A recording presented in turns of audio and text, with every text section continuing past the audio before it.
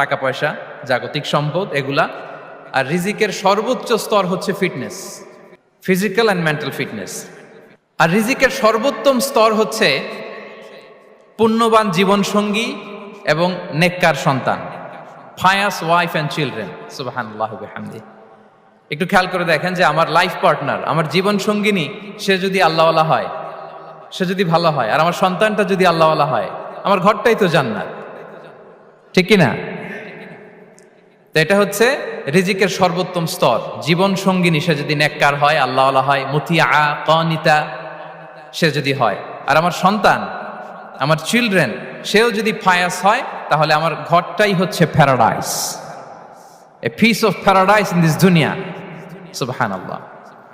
আমরা আম্মাজান খাদিজাতুল কুবরা আত-তাহিরা রাদিয়াল্লাহু তাআলা আনহা, ওনার কথা জানি যে বিষ্ণু ঈসা ইসলামের স্ত্রী আমাদের আম্মাজান